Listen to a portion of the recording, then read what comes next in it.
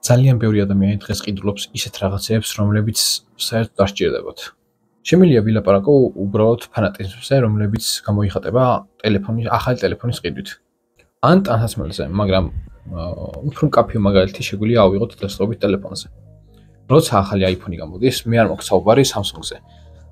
ასე ვიტყვი ახლა iPhone-ებზე უფრო გაგშებულია ხალხი ვიდრე Samsung-ზე. როცა ახალი Samsung-ი iPhone-ი გამოდის, დაახლოებით 10-დან 5 ან 6 ადამიანს უნდა ეჭიროს ბოლო მოდელის iPhone-ი. რატომ ერთვის? უფრო მკაფიო მაგალითი რო ავიღოთ ტელეფონზე ისე iPhone-ზე. აქ უკვე არის მჭირდება თუ მინდას ფაქტორი. და რას გულისხმობ ამაში? როდესაც ახალ პროდუქტს ყიდულობს ხალხი, უნდა დაფიქრდეს ჭირდება თუ არა.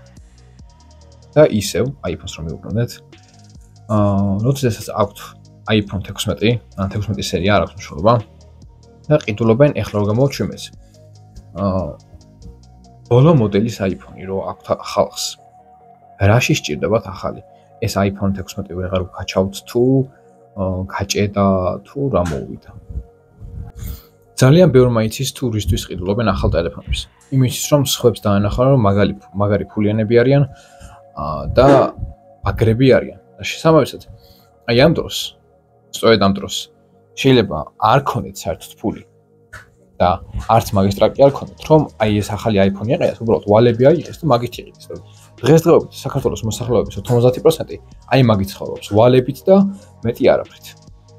და ჩანან ისე რომ ფული აქვთ და არაფერი არ ეტარდებათ ცხოვრებაში და სწორებდებენ ისე რომ აი ყველგან გულოვობენ და მაგარ ფოტოებს იღებენ, მაგარი მანქანები აქვს და მაგარი ტელეფონები. შესაბამისად, საერთოდ არ სჭირდებათ ახალი რამ, როცა შეუძლიათ ძველის ისე გამოიყენონ, როგორც ახალი.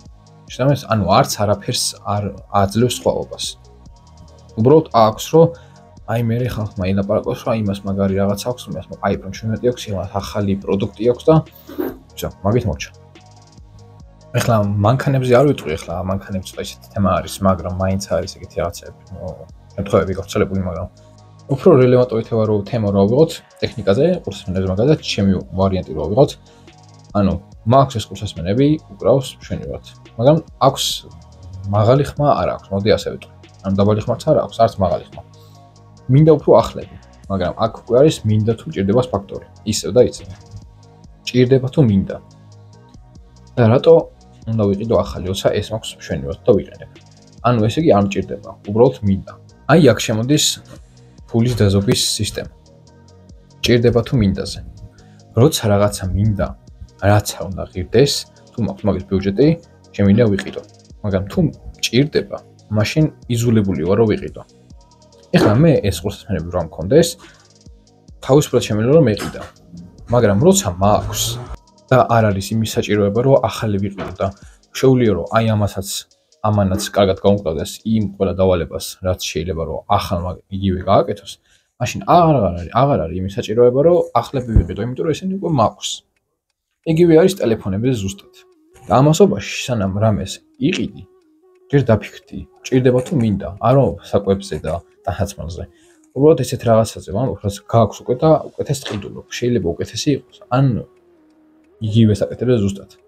ტელეფონებზე იგივე საკეთებს ზუსტად ვიცი, ერთი მოდელიდან შემდეგ მოდელზე რო გადახვიდე, მაგრამ თუ ახლა დიდ სხვაობას აკეთებ. თუ აქვს 16-ზე ადიხარ ან 17-ზე, კი ბატონო, რა თქმა უნდა იყიდო. და მე მინდა უფრო კარგად თქვა იმაზე, რომ ეს ბევრი ხალხი საქართველოში რომ ამბობს, რომ ფულის პრობლემა მაქვს და არ მაქვს საერთოდ ფული და ფულზე რო წუწუნებს სულ, უბრალოდ მაგის ბრალი არის, რომ უასრო რაღაცებს ყიდულობენ, რომელიც საერთოდ არ სჭირდებათ, უბრალოდ უნდათ ფულის არ აქვთ და მე ვალებით რო იღებენ, მაგაზე წუწუნებენ და მაგაზე დარდობენ და ხო, ამით კეთდება ეკონომია ფულის და ხალხმა რომ იმაზე იფიქროს თუ რა უნდა და რა სჭირდება, უფრო კარგად იცხოვრებს, უფრო დიდ ხანსაც ეყობს. თავიანთი ხელფასი აქვს, თუ არ აქვს ხელფასი და ბიზნესიდან მოდის ეს ფული. და ასე შემდეგ. ვფიქრობ, რომ საინტერესო ვიდეო გამოვიდა. დღეისთვის სულ ეს იყო. ერთმანეთს დავამშვიდობოთ და შევხვდებით მომავალ ვიდეოში. დროებით.